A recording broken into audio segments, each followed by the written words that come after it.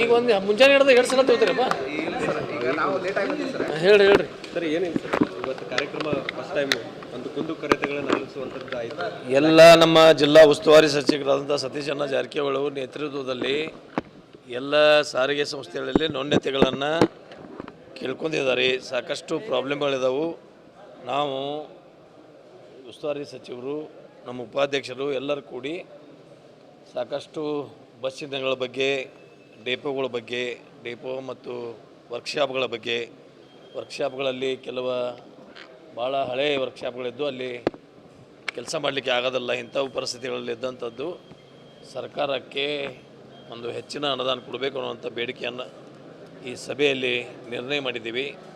ಮತ್ತು ಶಾಸಕರ ಬೇಡಿಕೆಗಳು, ಬಸ್ ರೂಟ್ಗಳು, ಬಸ್ಗಳು, ಮಕ್ಕಳ ಸ್ಕೂಲಿಗೆ ಹೋಗಲಿಕ್ಕೆ ಏನೇನು ತೊಂದರೆ ಆಗ್ತಿದೆ, ಎಲ್ಲೆಲ್ಲಿ ಬಸ್ಗಳು ನಿಲ್ಲಿಸಬೇಕು, ಒಂದೊಂದು ವೇಗ ಬಸ್ಗಳು, ಎಕ್ಸ್ಪ್ರೆಸ್ ಬಸ್ಗಳನ್ನು ಎಲ್ಲಿ ಹಳ್ಳಿಗಳಲ್ಲಿ ನಿಲ್ಲಿಸಬೇಕು, ಎಲ್ಲ ಟೋಟಲಿ ಸಾರಿಗೆ ಇಲಾಖೆಯಲ್ಲಿ ಏನೇನು ವ್ಯವಸ್ಥೆಗಳನ್ನು ಜನರಿಗೆ ಅನುಕೂಲ ಮಾಡಿಕೊಡ್ಬೇಕು ಆ ಎಲ್ಲದರ ಬಗ್ಗೆ ಚರ್ಚೆಯನ್ನು ಮಾಡಿದ್ದೀವಿ. ಅದರ ಬಗ್ಗೆ ಮತ್ತೊಂದು ಮುಖ್ಯಮಂತ್ರಿಗಳ ಕೆಲವು ನೌಕರರ ಬೇಡಿಕೆಗಳಿದ್ದಾವೆ.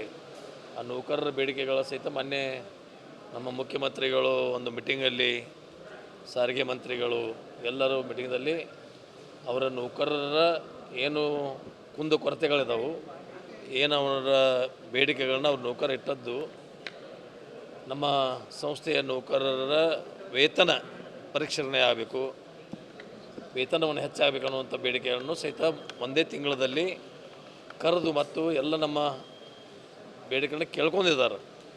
ಅದಕ್ಕೆ ಒಂದು ಚರ್ಚೆ ಮಾಡಿ ಮತ್ತೊಂದು ತಿಂಗಳಲ್ಲಿ ಕರೆದು ಅದನ್ನು ಇತ್ಯರ್ಥ ಮಾಡ್ತೇನೆ ಅಂತೇಳಿ ಮುಖ್ಯಮಂತ್ರಿಗಳು ಹೇಳಿದರು.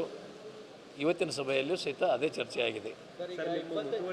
ಸಾಕಷ್ಟು ಬಸ್ಗಳನ್ನು ಕೂಡ ಮೊನ್ನೆ ಕೂಡ ತಗೊಂಡಿದ್ದೀರಿ. ಈಗ ಮೊನ್ನೆ ನಾವು ಒಂದು 200 ಬಸ್ಗಳನ್ನು ತೊಗೊಂಡಿದ್ದೀವಿ. ಈಗ 300 ಬಸ್ಗಳು ತೊಗೊಳ್ಳಿಕ್ಕೆ ನಮಗೆ ಅನುಮತಿ ಕೊಟ್ಟಿದ್ದಾರೆ. ಟೆಂಡರು ಕರೆದಿದ್ದೀವಿ. 2-3 ದಿವಸದಲ್ಲಿ ಟೆಂಡರ್ ಓಪನ್ ಆದಿದೆ. ಅದಕ್ಕೆ ಆರ್ಡರ್ ಕೊಟ್ಟ ನಂತರ ಒಂದು ತಿಂಗಳಿನಲ್ಲಿ ಒಂದು 10 ಬಸ್ಗಳು ಹೊರಗಡೆ ಬೀಳ್ತಾವೆ.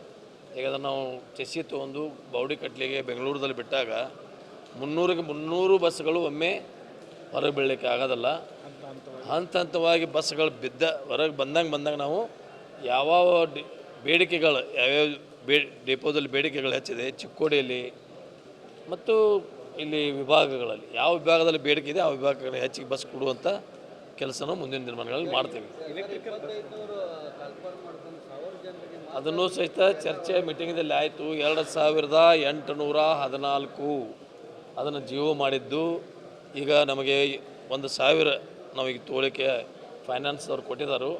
ಅದರ ಬಗ್ಗೆಯೂ ತಾಂತ್ರಿಕ ಕೆಲವು ನಮ್ಮ ಕಾನೂನು ಚೌಕಟ್ಟಿನಲ್ಲಿ ಅಡೆತಡೆಗಳನ್ನು ಹೊರಪಡಿಸಿ ಅವರು 1800 ತೋಳಿಕೆ ನಾವು ಮೊನ್ನೆನೇ ಬೋರ್ಡ್ ಮೀಟಿಂಗದಲ್ಲಿ ಅದನ್ನು ಠರಾವು ಹಾಕಿ ಸರ್ಕಾರಕ್ಕೆ ಕಳಿಸಿದ್ದೀವಿ. ಆ ಸರ್ಕಾರದಲ್ಲಿ ಕೆಲವು ಕಾನೂನು ಅಡೆತಡೆಗಳನ್ನು ನಿರ್ವಹಣೆ ಮಾಡಿ ಅದಕ್ಕೂ ಶೀಘ್ರವೇ ಅನುಮತಿ ಕೊಡ್ತೇನೆ ಅಂತ ಹೇಳಿದರು. ಶೀಘ್ರ ಅನುಮತಿ ಕೊಟ್ಟರು ಅದನ್ನು ತೊಗೋತೀವಿ. ಯಾಕೆ ನಮ್ಮಲ್ಲಿ ಬೇಕಾದಷ್ಟು ಜನ ನಮ್ಮಲ್ಲಿ ವರ್ಕ್ಶಾಪ್ದಲ್ಲಿ ಕೆಲಸ ಮಾಡಲಿಕ್ಕೂ ನಮ್ಮಲ್ಲಿ ಇಂಜಿನಿಯರ್ಸು ಬೇಕಾಗಿದ್ದಾರೆ. ಅದಕ್ಕಾಗಿ ಎಲ್ಲ ಸಿಬ್ಬಂದಿಗಳನ್ನು ಪೂರ್ತಿ ಮಾಡುವಂಥ ಕೆಲಸವನ್ನು ಮುಂದಿನ ದಿನಗಳಲ್ಲಿ ಮಾಡ್ತೀವಿ. ನಾಳೆ ಹೋಗಿದ್ದೀನಿ. ಇವತ್ತು ನಾನು ಬರ್ತಾ ಇಲ್ಲ, ಈ ಮೀಟಿಂಗ್ ಇತ್ತು. ಮತ್ತು ನನಗೆ ನಿನ್ನೆ ಸಾಯಂಕಾಲ ತಡವಾಗಿ ನನಗೆ ಬಂದದ್ರಿಂದ ಇವತ್ತು ಹೋಗಿ ನಾಳೆ 11 ಗಂಟೆಗೆ ನಿಗದಿ ಮಾಡಿದ್ದೀನಿ. ಹೇಳಿದ್ದೀನಿ ಅವರಿಗೆ ನಾಳೆ 11 ಗಂಟೆಗೆ ಹೋಗಿ ಅಲ್ಲಿ ಅವ್ರು ಏನು ಕೇಳ್ತಾರೋ ಅದಕ್ಕೆ ಉತ್ತರವನ್ನು ಕೊಡ್ತೀನಿ. ಏನು ವಿಚಾರಕ್ಕೆ ಸರ್ ಕರೆದಿದ್ದು? ಅದೆಲ್ಲ ಮೊನ್ನೆ ಹೇಳಿದ್ದೀನಲ್ಲ.